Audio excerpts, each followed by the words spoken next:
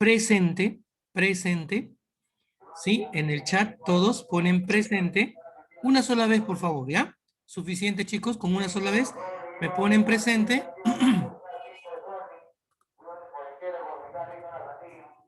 Ya está vendiendo sandía.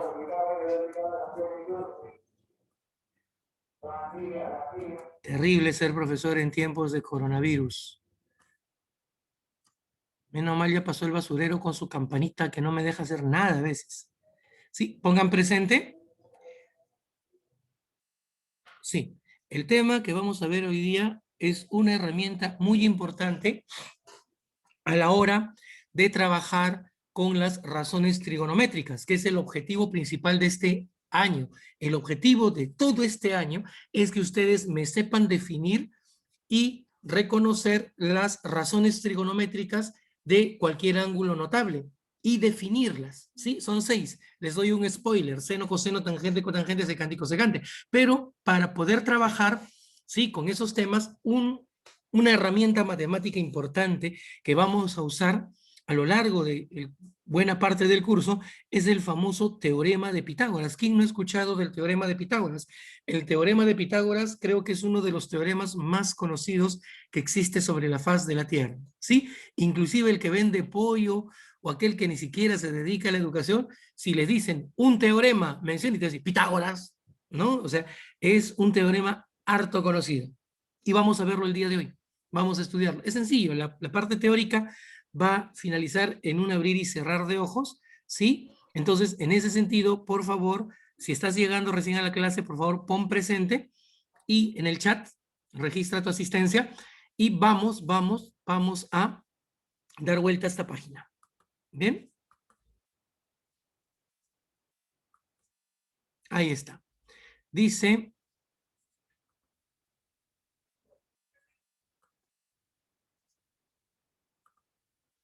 el teorema de Pitágoras. Empezamos. Bien, ahí tenemos. Primero, antes de definir, discúlpenme, qué es el teorema de Pitágoras, es importante reconocer un elemento de la geometría plana, que es una figura, es un triángulo rectángulo. Seguramente ya lo han estudiado dentro de la clasificación de los triángulos.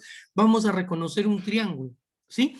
Y sus partes. Por ejemplo, dice, es un triángulo que posee un ángulo interior recto, es decir, de 90 grados. Además, sus lados reciben nombres especiales. Los lados que forman el ángulo recto reciben el nombre especial de catetos. Y el tercer lado y mayor de los lados es llamado hipotenusa. Ahí les presento a este triángulo rectángulo con dos ángulos internos, alfa y beta. ¿Bien? Él es un triángulo rectángulo porque tiene un ángulo recto. Es decir, estos dos lados que forman el ángulo recto, ¿no? Forman el ángulo recto, o este lado y este lado son mutuamente perpendiculares. Y además, estos lados que forman el ángulo recto reciben el nombre especial de catetos. Bien, y este tercer lado, que va a ser el más grande de todos los mostrados, se llama hipotenusa. Bien, vértices. Este punto donde se encuentran dos lados, A, B y C. Bien, esto es el triángulo rectángulo ABC, dos ángulos agudos. Ustedes saben que por conocimientos generales, la suma de los ángulos interiores de un triángulo es 180 grados. Al ser un ángulo recto de 90 grados, la suma de estos dos será de 90 grados. Es decir, alfa y beta, ¿no? Por saberes previos de la geometría plana, son ángulos complementarios. Otra característica muy importante del triángulo rectángulo. Bien, vamos a ver. Mira, si él es el vértice A, vamos a nombrar en forma genérica a este lado, a su medida, A minúscula. Si este es el vértice B, este es el lado AC que se le opone. Este lado se opone a este vértice, ¿sí? Este lado que usted está observando va a ser el lado de medida V minúscula. Y este tercer lado, que es el más grande, hemos dicho, se llama hipotenusa, ¿no? Se le opone a este vértice C. Como se le opone a este vértice, a este lado le vamos a llamar a su medida, a su tamaño, C minúscula, un valor C minúscula. Y aquí tenemos la representación de un triángulo rectángulo, ¿bien?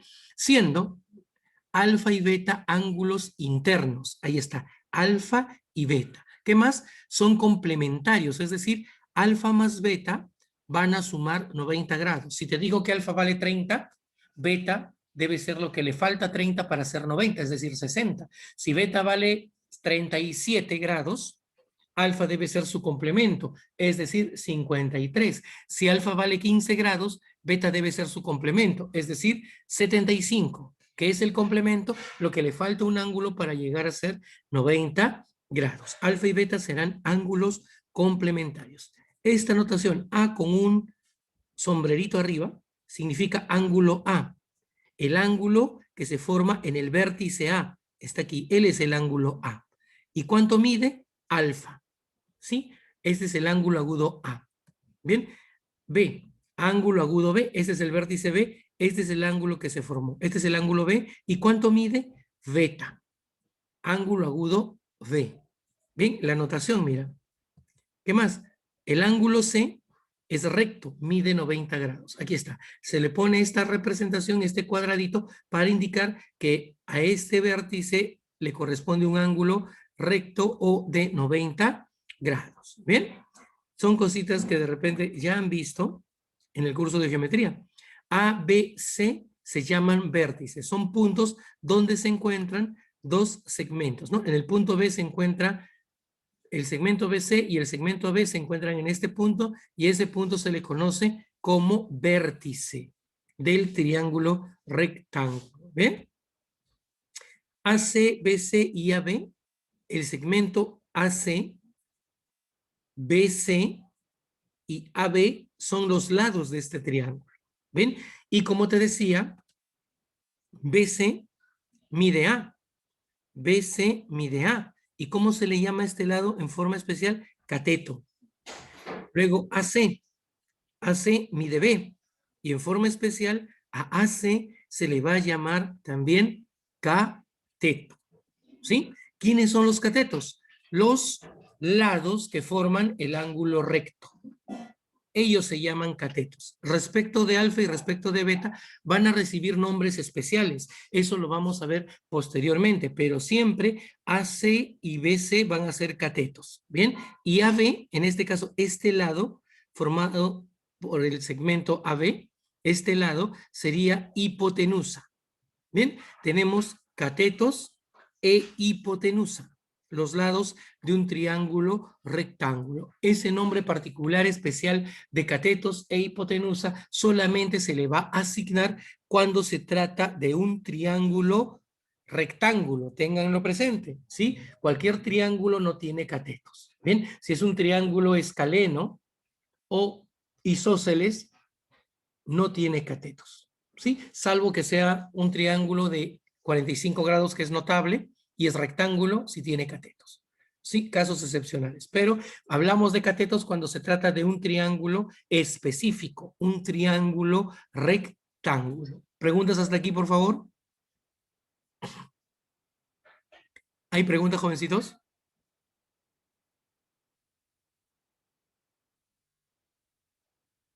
No, no hay preguntas. Listo, voy a pasar a la siguiente pantalla. Ahora sí,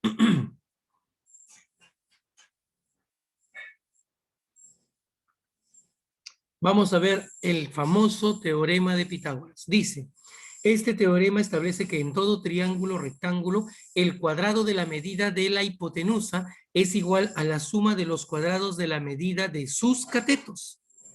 ¿Qué aparece en la figura? Un triángulo rectángulo. ¿Bien? ¿Quién es la hipotenusa? El segmento AB. Son los catetos? AC y BC. ¿Cuál es la medida de la hipotenusa? C. ¿Cuánto mide el cateto BC? A. ¿Cuánto mide el cateto AC? B. ¿Bien? Entonces, el teorema de Pitágoras está estrictamente relacionado con un triángulo rectángulo. ¿Bien? Entonces, mira, hipotenusa. En todo triángulo rectángulo, el cuadrado de la hipotenusa, él es hipotenusa, de la medida, o sea, C al cuadrado, es igual a la suma de los cuadrados de las medidas de sus catetos. Ve usted, hipotenusa, medida C, catetos, medida A y B. El cuadrado de la medida de la hipotenusa es igual al cuadrado de la medida es igual a la suma de los cuadrados de las medidas de sus catetos. A y B. Esta relación matemática me va a servir para establecer una relación entre catetos e hipotenusa. Profe, pero yo puedo despejar el cateto A. Entonces, mira, A cuadrado, B pasa con signo negativo y obtienes esto. El cateto A al cuadrado es igual al cuadrado de la hipotenusa menos el cuadrado del otro cateto. Y si quiero despejar B, también. El cuadrado del cateto B es igual al cuadrado de la hipotenusa menos el cuadrado del otro cateto. ¿Bien? Profesor, y si yo quiero no C cuadrado, ni A cuadrado, ni B cuadrado, yo quiero el valor de la hipotenusa. Esto que está como exponente pasa al otro miembro como raíz. Y tendrías C es igual a la raíz cuadrada de A cuadrado más B cuadrado. Profesor, pero si él pasó como raíz, tendría que tener doble signo. Sí, pero nosotros estamos hablando de la medida de una longitud. ¿Sí? Y las medidas de longitud jamás serán negativas. Por eso que aquí no hay doble signo, siempre va a ser positivo. Vamos a considerar el valor positivo de esa raíz cuadrada. Por aquí, ¿sí? Por acá, despejamos. Pasa como raíz y la medida de un cateto siempre va a ser igual a la raíz cuadrada del cuadrado de la hipotenusa menos el cuadrado del otro cateto. Miren, este cateto B. Despejamos. La medida de un cateto va a ser igual a la raíz cuadrada del cuadrado de la hipotenusa menos el cuadrado del otro cateto. Y así tenemos los despejes necesarios para poder trabajar con el famoso teorema de Pitágoras. Además, en todo triángulo rectángulo, el cuadrado de la medida de un cateto es igual a la diferencia del cuadrado de la medida de la hipotenusa con el cuadrado de la medida del otro cateto. ¿Sí? Tenga presente que estoy hablando medida, hablo de longitudes. ¿Bien? ¿Preguntas hasta aquí, muchachos?